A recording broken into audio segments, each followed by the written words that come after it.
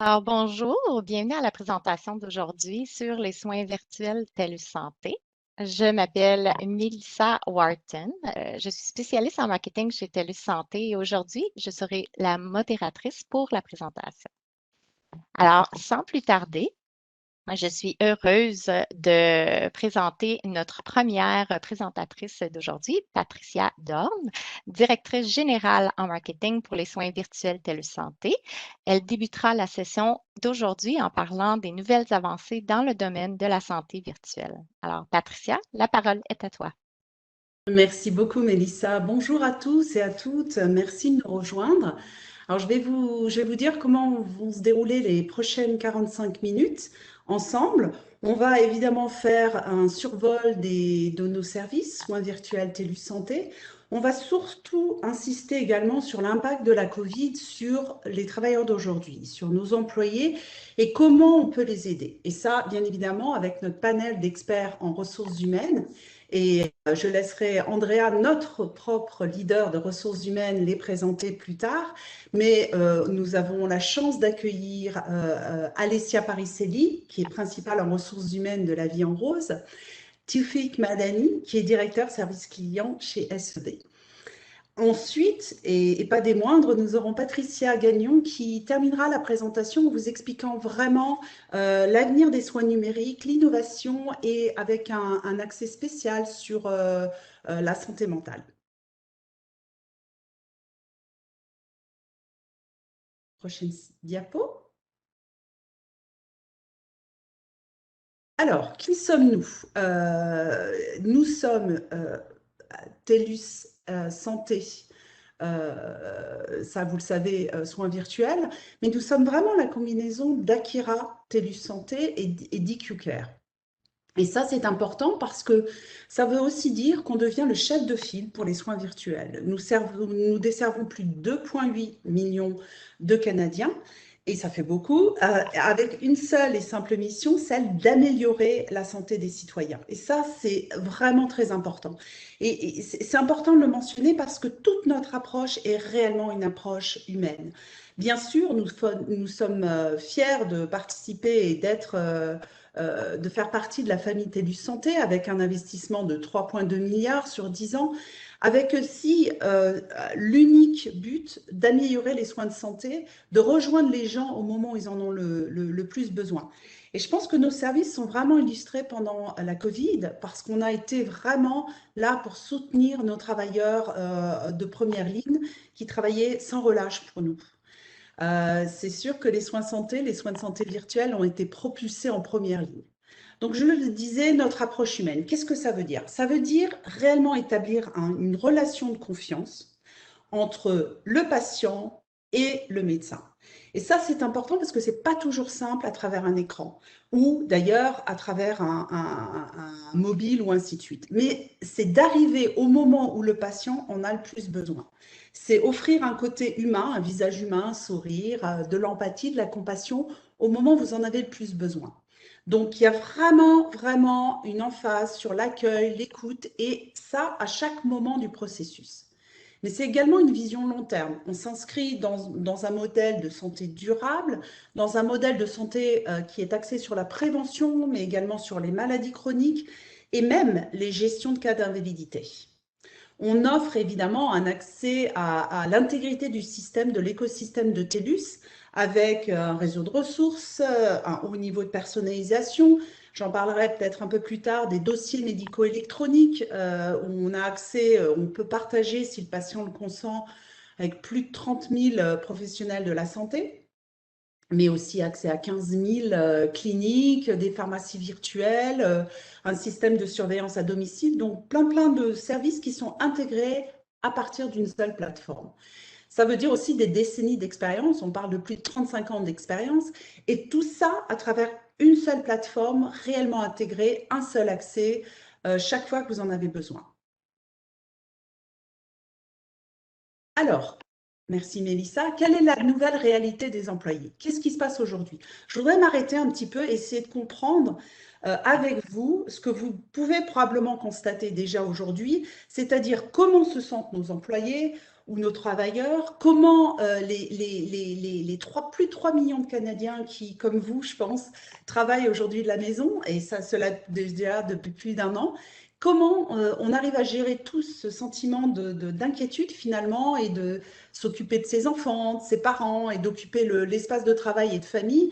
Qu'est-ce que ça veut dire pour eux? Bon, on le voit, 49% des employés travaillent plus qu'avant la pandémie. C'était un sondage de KPMG Canada. Mais surtout, et ça c'est inquiétant, 31% sont sur le seuil du burn-out. Est-ce que c'est une relation de cause à effet? Est-ce que c'est le fait d'être privé de ses relations humaines? Comme nous tous, je pense que c'est une combinaison de facteurs.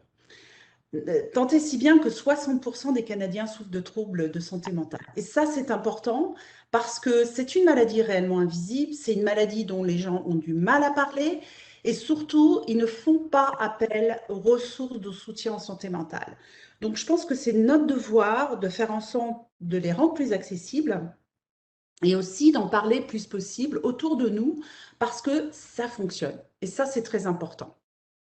On est tous d'accord pour dire, sur ma prochaine diapo, de faire ce constat, nos employés ont besoin d'aide. Comment est-ce qu'on va pouvoir les aider?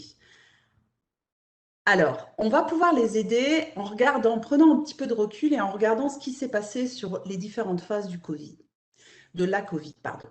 On a eu plusieurs phases, je ne vais pas les détailler parce que je pense que comme moi, vous les avez vécues, mais essayons d'analyser vraiment quel a été l'enjeu.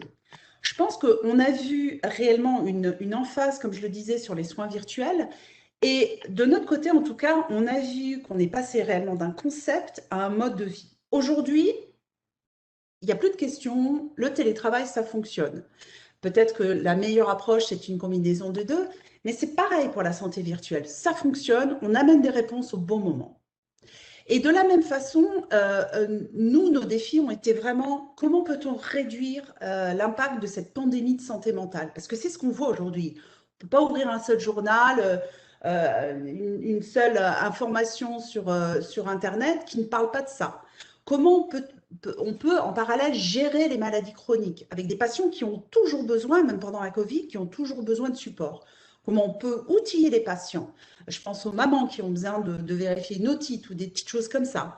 Comment on peut préserver cet équilibre vie personnelle, vie professionnelle? Et puis, bien entendu, tous les soins préventifs qu'on amène. On parlait de mieux-être avant, justement, pour prévenir des risques de santé mentale. Le mieux-être, et puis des petites choses comme la nutrition. Parce que oui, quand on est toujours à son bureau tout le temps, on a tendance à pas forcément surveiller ce qu'on mange. Voilà, donc c'était notre but. C'est comme ça qu'on a pensé nos services.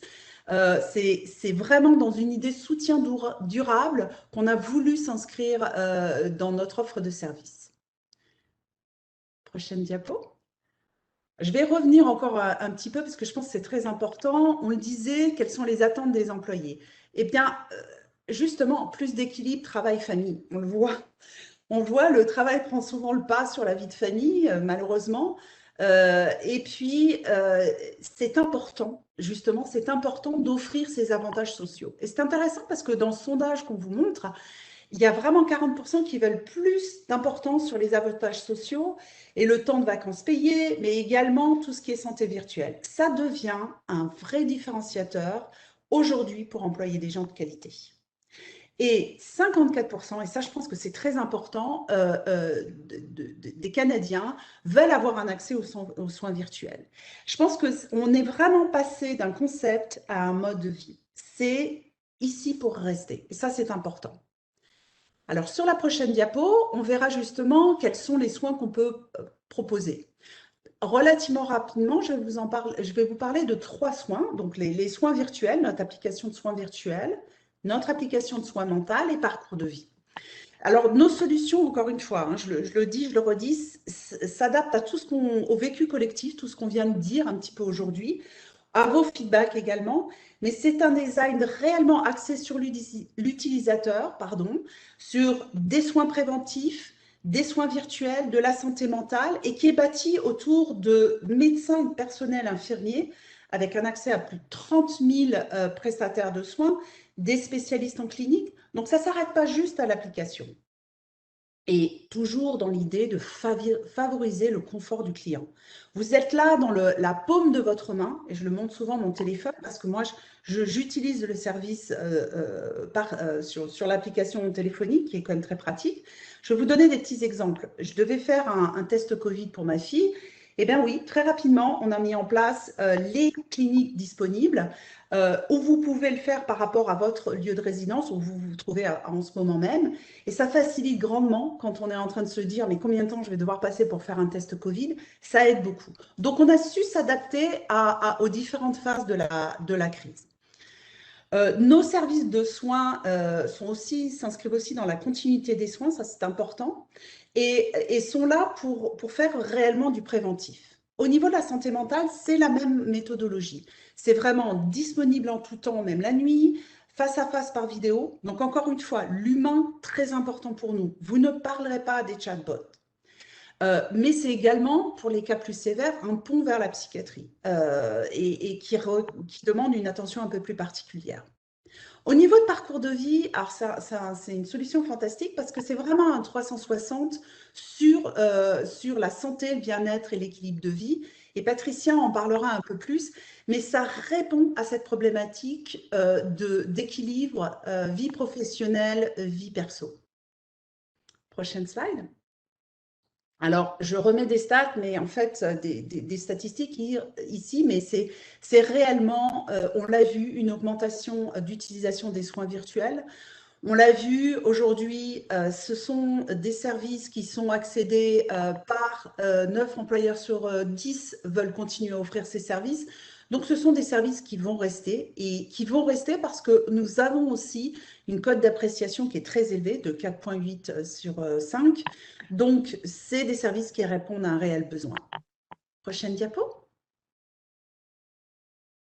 Alors, intéressant, je pense à partager, plus de 70% des consultations se font pendant les heures de travail.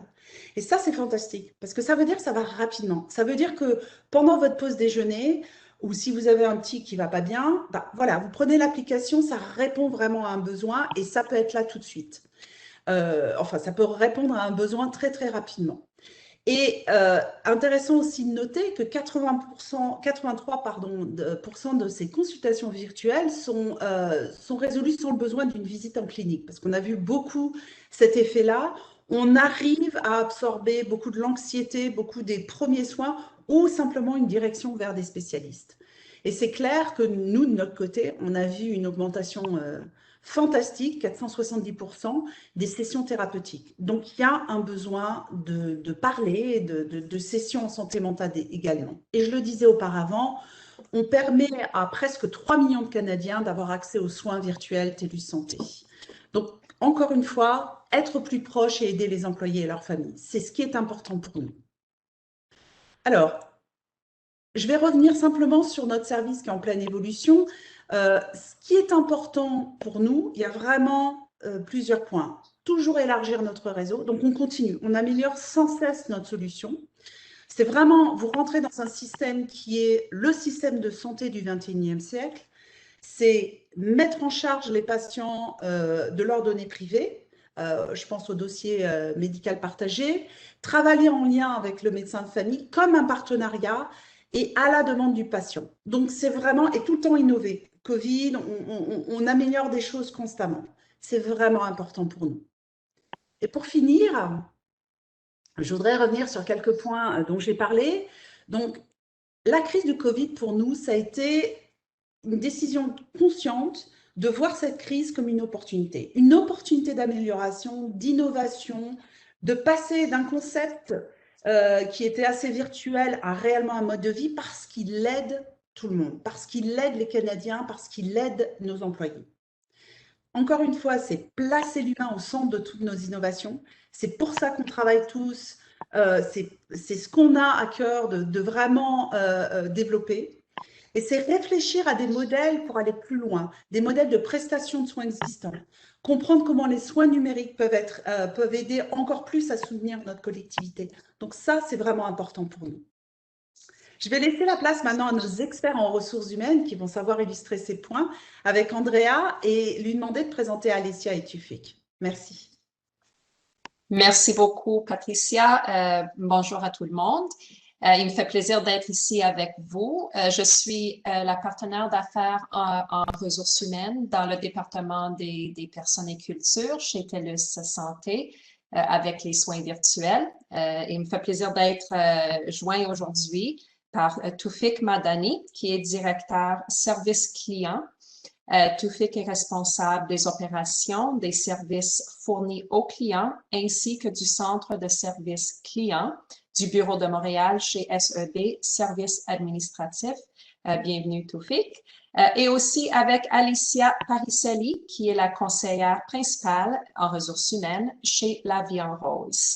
Elle est généraliste, mais s'occupe principalement de l'administration de l'assurance collective et des relations de travail pour la région de l'Ontario et des Maritimes. Bienvenue, Alicia. Alors, j'aimerais commencer notre discussion cet après-midi avec une question envers vous deux. Décrivez un petit peu l'impact de la crise de la COVID-19 sur votre environnement de travail. Comment avez-vous su vous adapter vous-même à cette situation et qu'est-ce que vous avez observé comme impact positif et impact négatif? Si on peut commencer avec Alicia.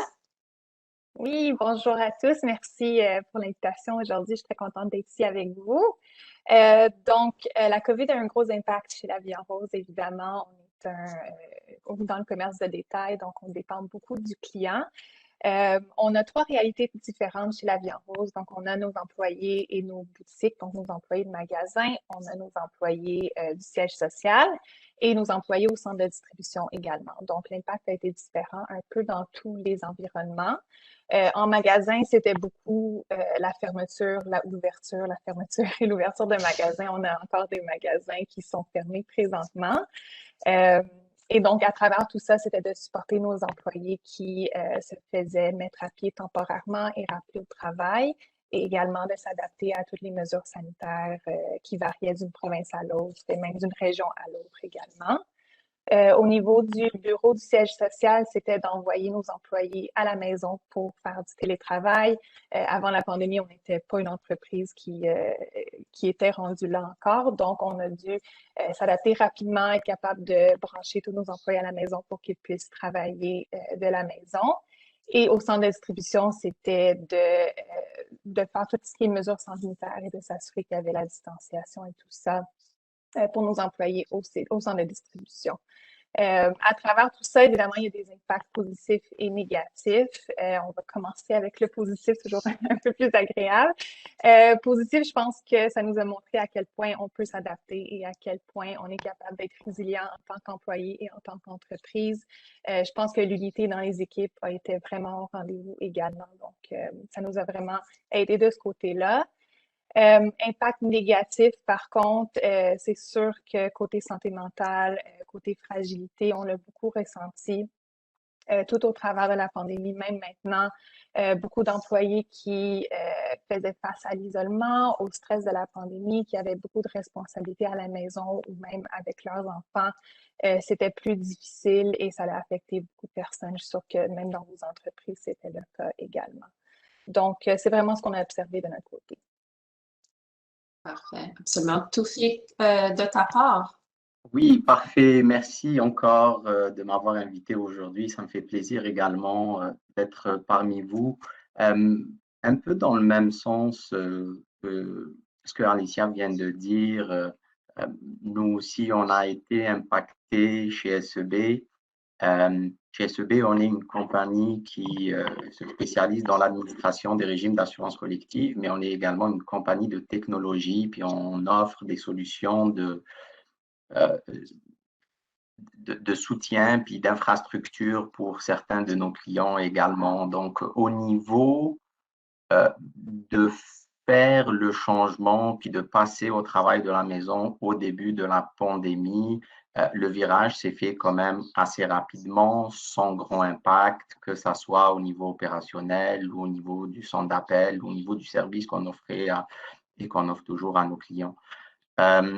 Ceci dit, au niveau de la santé mentale, au fur et à mesure que le temps passait, ça devenait un enjeu également pour nos employés. Et on a remarqué que ça les impactait de plus en plus à ce niveau-là également. Pour ce qui est des avantages et des inconvénients, en fait, pour ce qui est des avantages, on a vu que certains de nos employés ont utilisé ce temps-là parce qu'ils n'avaient plus à voyager, ils n'allaient plus à aller au bureau, et donc ils utilisaient ce temps-là pour eux-mêmes, pour faire des activités physiques ou autres. On a également remarqué une augmentation de la productivité, un peu comme Patricia le mentionnait tout à l'heure, où il y a plus de Canadiens qui travaillent plus en temps de pandémie. C'est une multitude de facteurs. Ce n'est pas parce qu'on leur demande de travailler plus, c'est parce qu'ils travaillent plus, tout simplement. D'un point de vue des points négatifs, par contre, un peu comme Alicia l'a mentionné, il y a certains facteurs à la maison. On a vu que les écoles ont été fermées pendant un certain temps, ça ouvre, ça ferme. Donc, nos employés avaient leurs enfants à la maison. Ce n'est pas nécessairement évident de s'occuper des enfants tout en travaillant. Certaines problématiques avec les connexions Internet, où est-ce que les bandes passantes étaient submergées. Mais au niveau de la santé mentale, je dirais que c'était définitivement le plus gros problème. Les gens sont isolés, ont été isolés pendant longtemps et ça les a définitivement impactés à ce niveau-là. Absolument, absolument. L'adaptabilité, l'adaptation de tous, je suis d'accord avec vous deux. C'était incroyable de voir comment le monde s'est adapté. Mais oui, après un certain point, ça a un poids aussi et on doit vraiment se tourner pour regarder ça. Et on va en discuter un petit peu plus tard. Toufik, avec tous ces impacts, que tu as vécu toi-même dans ton organisation. Qu'est-ce que tu observes peut-être chez tes clients, niveau organisationnel? Quels sont les changements qui se sont passés à ce niveau-là de façon plus ample organisationnelle? Oui, ben, au niveau de nos clients, l'impact de cette pandémie a été vraiment différent, je dirais, d'un client à l'autre, dépendamment du secteur d'activité, dépendamment des pratiques qu'ils avaient au préalable. Donc, des clients qui avaient l'habitude, qui étaient plus dans les services, mettons, qui avaient l'habitude de travailler de la maison avant Covid versus des clients qui sont dans le domaine du commerce de détail ou dans la manufacture, l'impact est complètement différent. Par contre, le point commun, c'est que ce qu'on a remarqué, c'est ce support-là que les organisations ont en commun pour donner ce support au niveau de la santé mentale pour leurs employés. C'était un peu le point commun et ça l'est toujours. Donc, on voyait avant Covid peu ou un intérêt moyen pour tout ce qui est santé virtuelle, soins virtuels, santé mentale virtuelle également, mais on a vu un engouement assez important depuis cette pandémie. Absolument, absolument. Je pense que ça devient un défi très, très grand pour les organisations en ce moment, c'est certain. À ce point, Alessia, je pense qu'on peut partager la pression qu'on a vue en tant que professionnel en ressources humaines, la pression de vouloir prendre soin de nos employés. C'est un poids assez lourd, je dirais. Quelles ressources t'as apporté du soutien et qu'est-ce qui te manquait en termes d'outils durant cette période? Je pense au niveau du soutien qu'on a eu, au niveau de l'équipe RH, on est tellement tissé, serré, on est on était vraiment capable de venir en aide l'une à l'autre. Au niveau de la haute direction aussi, on a eu beaucoup de support, beaucoup de personnes qui se sont impliquées du côté RH pour être sûr qu'on venait en aide aux employés, qu'on était capable de répondre à leurs questions, leur assurer une certaine sécurité alors qu'il n'y en avait pas tout le temps et qu'on avait, nous non plus, pas toujours les réponses. Je pense que de ce côté-là, on a été très bien supportés. Nos fournisseurs d'assurance aussi ont été très faciles d'accès pour répondre à nos questions aussi. Donc, de ce côté-là également. Pour nos employés en magasin, je pense que le support de nos équipes de vente qui étaient vraiment là et près de nos employés, au bureau, on leur parle parfois au téléphone, mais pas plus que ça. Donc, d'avoir leur gestionnaire de district ou de région qui était capable d'être là, de les voir, de répondre à leurs questions, était super important. Puis un gros support pour nous parce que ça nous enlevait beaucoup d'appels pour qu'on puisse mettre un emphase ailleurs et venir en aide d'une différente façon. Parfait, parfait. Et tout cela étant dit, pour vous deux, Toufiq aussi, quel changement est-ce que vous voulez maintenir lorsque la pandémie sera terminée, disons, si ça va terminer un jour? Un jour. Alicia, oui, un jour. On espère bien. Oui, oui, exactement. De notre côté, je pense que la première chose, puis ça va être partout, mais le télétravail, c'est sûr qu'on va le garder après la pandémie. C'est sûr qu'on va le garder en modèle hybride parce que au début, c'était très le fun d'être tout le temps à la maison, mais je pense que maintenant que la vie reprend un peu son cours et sa normalité, nos employés aiment avoir le partage de télétravail et d'heures au bureau. Donc, ça, c'est quelque chose qu'on va garder et ça va aussi beaucoup nous aider pour le recrutement parce que c'est quelque chose que nos candidats nous demandent aussi si on le garde ou si on va avoir un hybride. Donc, ça, c'est vraiment la première chose. En termes d'exécution de projets et de tout ce volet-là, je pense que la pandémie nous a montré vraiment une belle adaptabilité de nos employés, de nos équipes. Donc, on veut garder cette rapidité d'exécution-là après la pandémie également. Et bien évidemment, tout ce qui est conversation autour de la santé mentale. Je pense que c'est quelque chose qu'on avait commencé avant la pandémie, mais étant donné où la pandémie nous a amené et l'impact que celle-ci a eu sur la santé mentale de nos employés, c'est quelque chose qu'on va devoir garder et continuer d'évoluer après la pandémie aussi. Parfait. Merci, Toufiq, de ta part. Ça ressemble beaucoup de notre côté également. Donc, ce qui est d'être au bureau, travail à distance, on va maintenir un modèle hybride parce que rester à la maison tout le temps ou être au bureau tout le temps, on pense que c'est des modèles qui ne fonctionneront plus pour nous. Ça serait, on faisait déjà du travail de la maison avant Covid, mais là, on va le faire plus officiellement de façon plus structurée, mettons. On va également garder tout ce qui est outils et nouveaux processus qu'on a mis en place et qui ont permis beaucoup de choses. Ils ont permis d'avoir des processus électroniques donc, qui améliorent l'expérience de l'utilisateur, donc que ce soit par rapport à nos services ou par rapport à nos processus également. Ils éliminent également les risques d'erreur parce que c'est des processus qui ont été automatisés et rendus digital. Donc, c'est des choses qui vont rester dans le futur. Absolument, absolument. Et en parlant de ces outils-là et spécifiquement des outils, des solutions numériques, comment est-ce qu'on doit faire pour qu'ils soient un succès dans les organisations, dans les environnements de travail?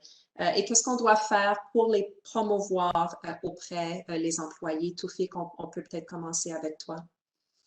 Oui, effectivement, je pense que quand un outil est bien utilisé puis qu'on voit son efficacité, c'est un outil qui est généralement adopté. Donc, je donnerai quelques exemples où est-ce qu'on voit qu'aujourd'hui, les signatures papier de n'importe quel document, ça n'existe pratiquement plus. On signe tous les documents électroniquement. Pour nous, en assurance collective, on a les désignations de bénéficiaires qui se font électroniquement de plus en plus maintenant. On a vu un virage chez les assureurs parce que la plupart des assureurs, depuis le 1er janvier, ont passé aux désignations électroniques. À titre d'exemple, nous, on supporte les signatures électroniques depuis 2010. Donc, on a eu un client pour qui on faisait ça de 2010 jusqu'à 2011 et 2020. Et en 2020, ben, tous nos autres clients ont fait le virage aux signatures électroniques. Mais je pense que la clé pour que les outils soient adoptés aussi, c'est la communication. Donc, c'est de communiquer, expliquer auprès des employés quels sont les intérêts d'avoir ces outils-là, quelle est l'efficacité, puis quels sont les risques d'erreur qui sont éliminés en adoptant ces outils-là également. Définitivement, la santé mentale et la télémédecine vont dans cette direction également, puis on voit à quel point c'est utile pour nos employés. Absolument, absolument. Alicia? Très similaire que Toufik également. De notre côté, c'est vraiment la communication qui est aussi très importante. On a un taux de roulement qui est plus haut que d'autres domaines en commerce de détail. Donc, avec ce taux de roulement-là, c'est important de communiquer régulièrement, de façon périodique aussi, l'information, parce que c'est pas toujours le même groupe d'employés qui est éligible ou qui le sait que ça existe. Donc, je pense que ça repose beaucoup sur les ressources humaines de s'assurer que cette communication, que cette communication-là est faite aux employés. Et c'est pas juste de le mettre dans un guide de l'employé ou de mettre sur l'intranet, c'est vraiment de faire une communication vraiment plus directe aux employés pour qu'ils sachent les avantages qu'ils ont accès. Parfait, merci. Et on en a touché un petit peu au début, mais c'est certain que la santé et le bien-être des employés se rattachent beaucoup à l'engagement dans le milieu de travail. Comment est-ce que vous avez fait, et je dirais plutôt pour toi, Alicia, et je sais les défis que tu as eus avec l'équipe vraiment à travers le pays et aussi dans le domaine du détail, c'est pas facile. Comment avez-vous fait pour maintenir une culture d'entreprise malgré la distance? Et pourquoi est-ce que tu penses que c'est important de le faire? Je pense que c'est une des choses les plus importantes à faire, surtout quand le contact humain qu'on avait avant n'est pas le même ou qui n'est pas aussi intense. On se voit plus à tous les jours, on peut pas juste aller dans le bureau de quelqu'un pour parler. Donc, je pense que c'est encore plus important qu'en tant qu'entreprise, on fasse l'effort de faire vivre cette culture-là, même à la maison. De notre côté, je pense que c'est qu'est-ce qu'on n'a pas fait, c'est plus la question. Je pense que je suis pas la seule qui a organisé des 5 à 7 avec les équipes, des 5 à 7 virtuels. Souvent, on a fait aussi beaucoup de concours à travers le Canada, donc des employés vraiment de la Colombie-Britannique jusqu'au Maritime. On a lancé un concours at large de nous montrer leurs meilleurs, ces petits kits de loungewear ou petits kits de pyjama, puis on faisait gagner des prix. Ça peut paraître vraiment petit, mais je pense que tout le monde vivait tellement des moments intenses, puis des moments incertains, d'avoir cette petite connexion-là à l'entreprise qui mettait un peu de joie dans leur quotidien. Je pense que c'était vraiment important. Puis aussi de s'assurer d'informer les employés régulièrement pour être sûr que nous, on montrait une belle transparence, puis aussi pour qu'ils aient toute l'information qu'ils avaient besoin. C'était super important. Absolument, absolument. Et j'espère qu'on garde un petit peu de ces activités, encore plus dans des environnements qui sont déjà à travers le pays. C'est le fun de maintenir cette connexion. Je me rappelle, on a fait un événement. Le père d'un de nos employés a fait un cours de faire des pâtes de spaghettis à la main. Notre président s'est joint avec ses enfants à côté. Alors, c'était le fun de vraiment, c'est un autre niveau d'engagement, de culture quand on voit la famille et tout ça, c'est le fun. Je suis d'accord. Alors, j'espère qu'on maintient ces outils-là aussi. Oui, c'est une très bonne idée. Je vais peut-être vous l'apprendre. Oui, il n'y a pas de problème. Revenant, Toufik, en parlant d'outils numériques, tu as fait plusieurs bons commentaires. Que as-tu comme barrière d'entrée ou peut-être de limite avec ces outils? Ça dépend de quel outil, ça dépend de l'utilisation également. Pour plusieurs de ces outils-là qu'on a mis en place de notre côté, on voit qu'ils apportent beaucoup à nos employés. Il y a certaines limites toutefois. Si je prends l'exemple des soins virtuels, par exemple, on sait que pour des problématiques qui requièrent des analyses sanguines ou des tests, ça ne peut pas fonctionner nécessairement à 100%. Toutefois, on a toujours de bons conseils avec ces outils-là. À titre d'exemple, je me rappelle l'année dernière, j'avais appelé pour le service de soins virtuels parce que mon fils avait quelques petits boutons sur le cou, sur le torse. Le médecin m'a dit clairement qu'il pensait que c'était une scarlatine, qu'il fallait aller voir un médecin le plus rapidement possible. Donc, il n'a pas pu faire le test pour vérifier qu'il y avait un streptocoque, mais j'ai eu de très bons conseils. Autrement, honnêtement, c'était 3 petits boutons. J'aurais peut-être pas, je ne serais pas allé chez le médecin aussi rapidement que ça. Donc, on était allé chez le médecin rapidement, puis ça s'était réglé quand même très vite. Puis c'est un petit problème pour les enfants, on s'entend, mais on a évité des complications, on a fait en sorte à ce que ça soit réglé rapidement. Donc oui, il y a certaines limitations, mais ça reste toujours positif et utile pour l'utilisateur. Parfait, merci. Et pour conclure notre discussion aujourd'hui, une question pour vous deux. Toufik, on peut commencer avec toi. En discutant de régime d'assurance d'avantages sociaux, quelles sont les questions récurrentes posées par, dans ton cas, les employeurs pour leurs employés? On a un centre de contact client, donc on reçoit environ 300 000 appels 100 000 appels et on supporte 300 000 participants au niveau de notre centre de contact client. On reçoit énormément de questions. La plus grosse raison d'appel étant les réclamations en général. La deuxième, c'est les régimes d'assurance collective et qu'est-ce qu'ils couvrent. Donc, on reçoit une multitude de questions de est-ce que telle chose est couverte, est-ce que tel test est couvert, est-ce que l'ambulance est couverte. Bon, j'entends que c'est oui, mais est-ce qu'on a la télémédecine? Est-ce qu'avec mon assureur, j'ai les services de télémédecine? Donc, souvent, les questions qu'on a, puis qui représentent environ 50% des appels qu'on reçoit, c'est des questions soit sur les réclamations, soit sur qu'est-ce que le régime d'assurance collective couvre. Parfait, merci. Et de ta part, Alicia, directement des employés, quelles sont les questions les plus posées?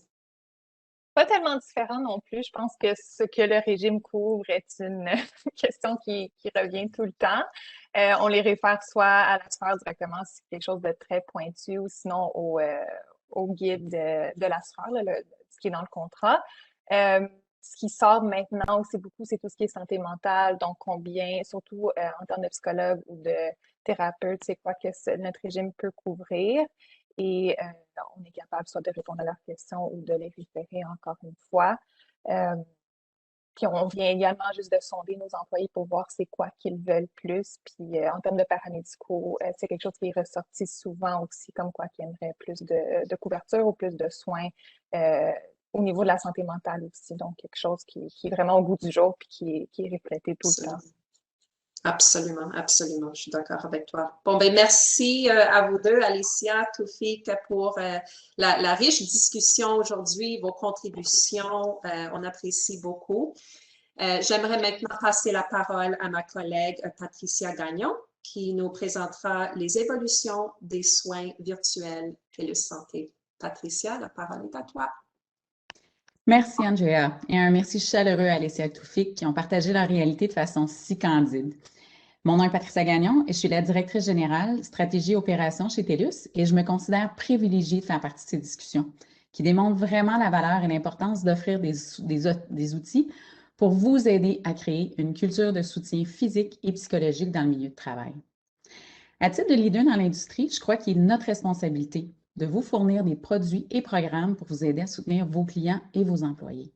Comme l'a mentionné Alicia, bien que la pandémie ait créé un effet rassembleur dans certaines organisations, établir les limites de travail et l'isolement sont cependant devenus des problématiques qu'on n'avait pas avant, qui ont un impact important sur la santé mentale de plusieurs employés.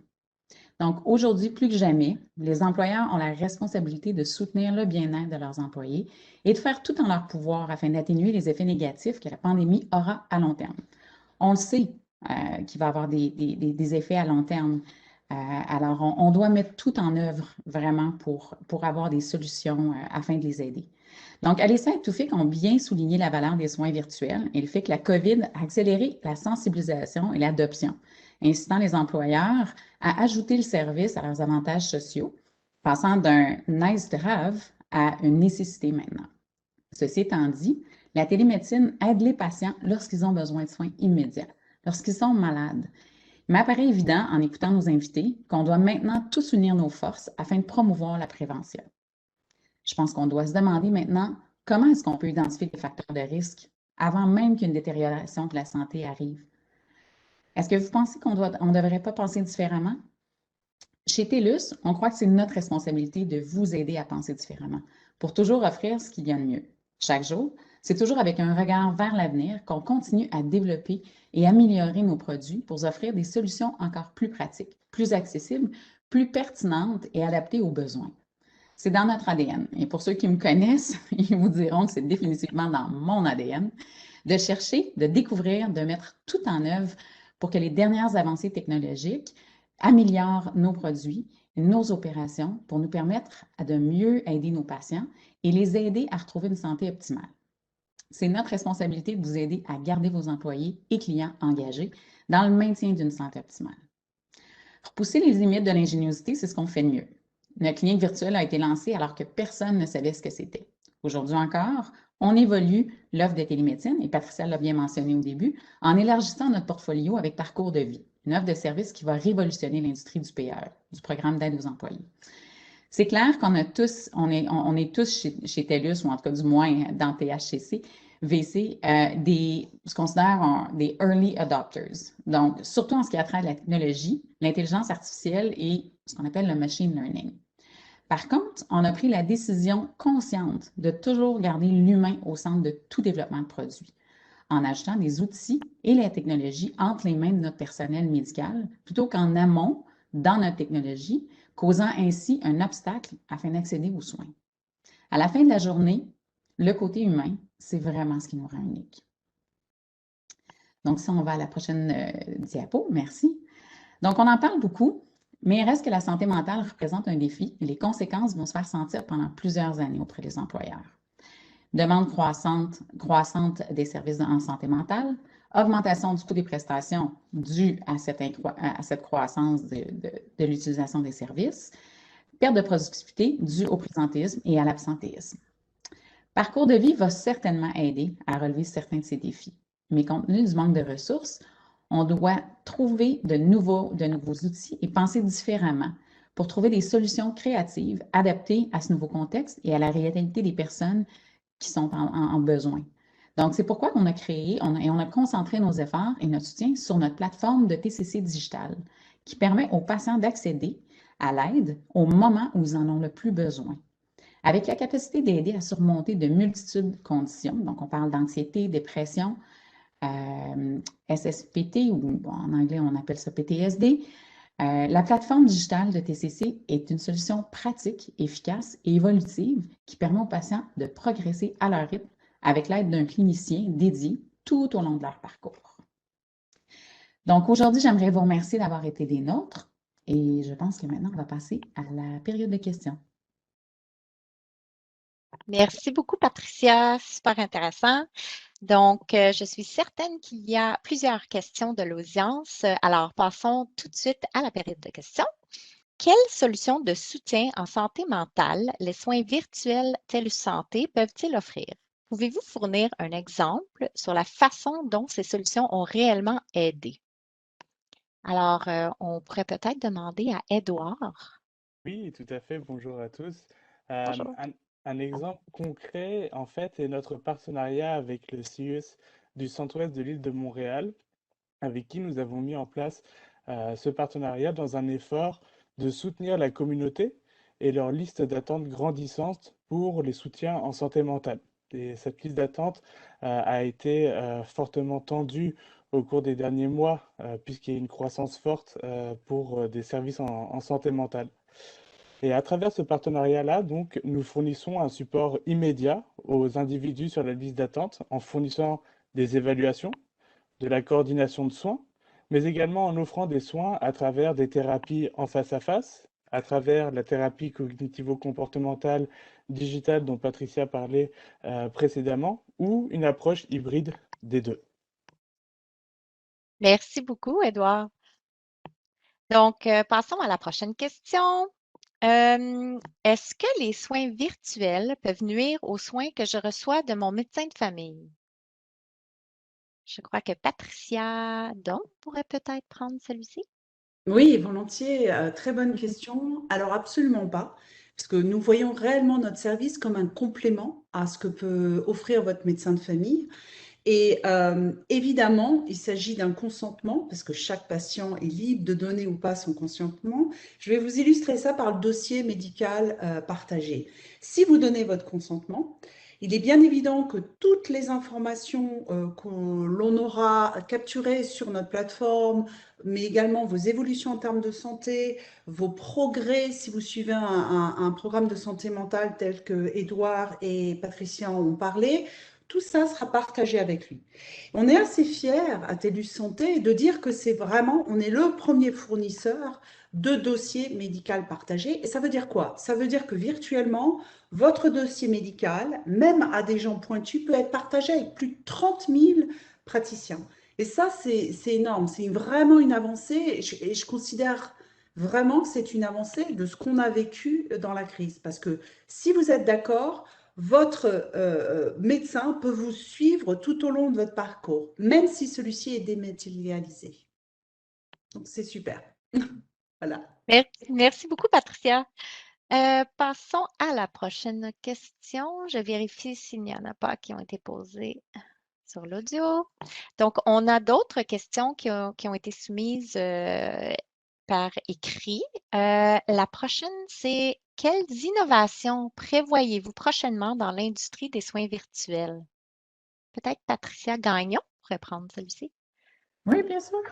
Merci. Donc, en termes d'innovation, je pense que la principale opportunité à court terme, ça va être de regrouper tous les services disponibles en une seule porte d'entrée.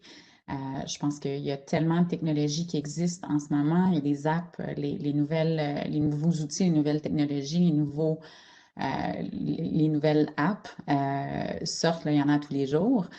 Donc, comment est-ce qu'on distingue tous les services qui sont disponibles et comment est-ce qu'on regroupe les meilleurs outils dans une seule porte d'entrée pour faire vraiment l'expérience ultime, l'expérience patient ultime? J'inclus dans cette expérience la télémédecine, j'inclus parcours de vie, notre offre de TCT digital et bientôt aussi notre nouvelle offre de bien-être et coaching, donc qui va inclure une connexion, et mon Dieu, je cherche les mots en français, mais au IoT et wearables, donc à tous les Fitbit, les Apple Watch, les montres et tous ces outils-là qui nous permettent de... Les objets connectés, merci Pat.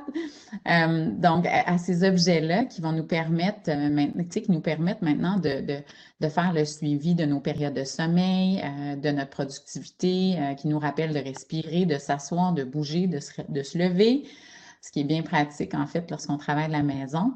Mais à tous ces outils-là, donc de se connecter et de transférer l'information et les données pour nous permettre de faire un suivi puis de définir des paramètres optimales pour vraiment améliorer la santé, changer, modifier les comportements et aussi de se donner des objectifs, de se faire des petits challenges, que ce soit des challenges corporatifs ou que ce soit des challenges personnels.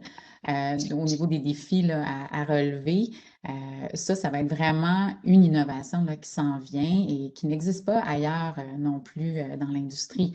Donc, à l'intérieur d'une même offre intégrée. Alors, on est vraiment excités de ces nouveaux services qui s'en viennent. Mais bon, ce sera toujours, tu sais, l'innovation, ce sera de voir, ça change à tous les jours.